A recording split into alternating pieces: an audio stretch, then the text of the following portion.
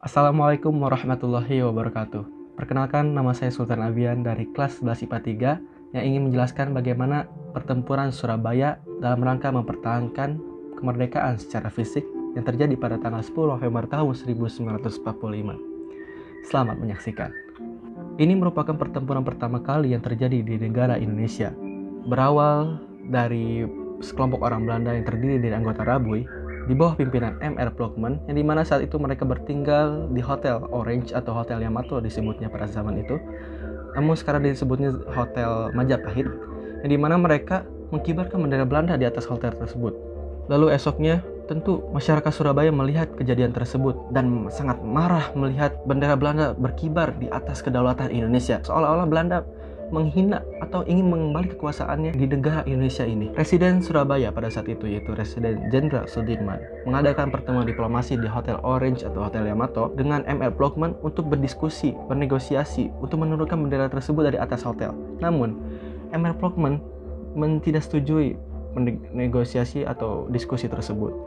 Dan di luar balik hotel tersebut ada sekelompok arek-arek Surabaya yang berhasil memanjat hotel dan sampai ke atas hotel untuk mengambil bendera Belanda dan merobek bagian birunya. Saya cari di web, yaitu jpnn.com atau Jabar IDN Times, yaitu orang yang merobek bendera Belanda adalah Kusno Wibowo.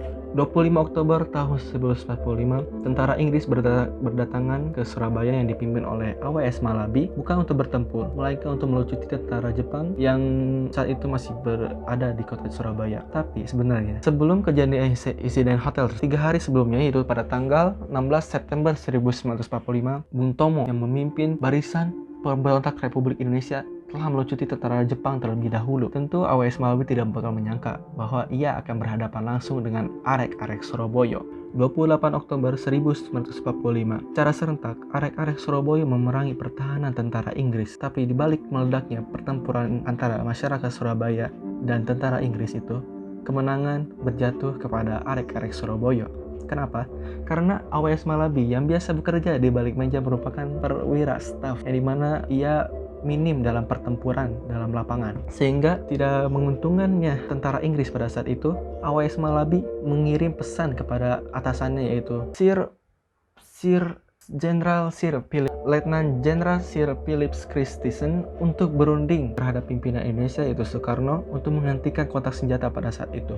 Perundingan itu disetujui dan berakhirlah dengan selembaran kertas yang ditandatangani untuk menghentikan kontak senjata. Tapi di balik itu semua, masih ada saja antara arek-arek Surabaya dan tentara Inggris masih melakukan kontak senjata, yang dimana puncaknya Jenderal A.W.S. Malabi yang pada saat itu memimpin tentara Inggris di Jawa Timur meninggal karena arek-arek Surabaya melakukan penembakan terhadap mobilnya, dan sehingga mobilnya meledak dan sulit menemukan mayatnya yang di saat itu. Setelah terbunuhnya pimpinan tentara Inggris itu, ia langsung digantikan oleh Jenderal Mansard untuk memimpin dan langsung mengeluarkan ultimatum 10 November tahun 1945. Ultimatum itu berisi masyarakat Surabaya untuk mengikuti semua keinginan tentara Inggris. Namun, di balik itu, Muhammad Hatta berusaha untuk mengadakan pertemuan diplomasi lagi untuk melakukan secara damai. Tapi, pimpinan saat itu tentara Inggris di Singapura, yaitu Jenderal Sir Philip Christison, menolak mentah-mentah karena tidak menarik lagi untuk melakukan perdamaian. Sehingga pada tanggal 10 November 1945 ia akan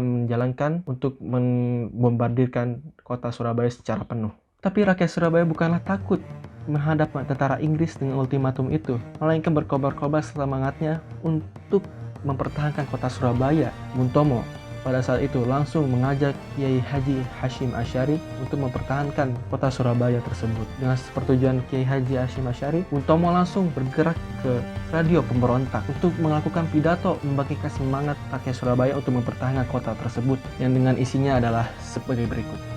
Bismillahirrahmanirrahim. Merdeka! Saudara-saudara, rakyat jelata di seluruh Indonesia, terutama saudara-saudara penduduk kota Surabaya.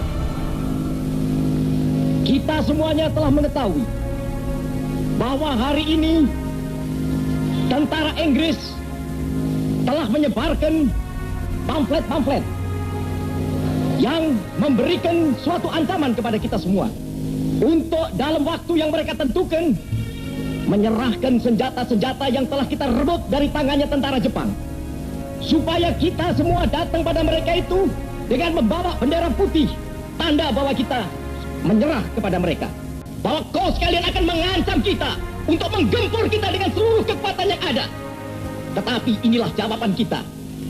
Selama banteng-banteng Indonesia masih mempunyai darah merah yang dapat membuat setarik kain putih, merah dan putih, maka selama itu tidak akan kita mau menyerah kepada siapapun juga.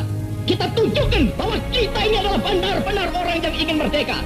Semboyan kita tetap merdeka atau mati. Dan kita yakin saudara-saudara, pada akhirnya pastilah kemenangan akan jatuh ke tangan kita. Sebab Allah selalu berada di pihak yang benar. Percayalah saudara-saudara, Tuhan akan melindungi kita sekalian. Allahu Akbar, Allahu Akbar, Allahu Akbar. Pimpinan politik di Jakarta pada saat itu tidak bisa menangani masalah ultimatum 10 November 1945 sehingga takdir masyarakat Surabaya untuk mempertahankan kota tersebut di tangan mereka sendiri. Kita semuanya telah mengetahui bahwa hari ini tentara Inggris telah menyebarkan pamflet-pamflet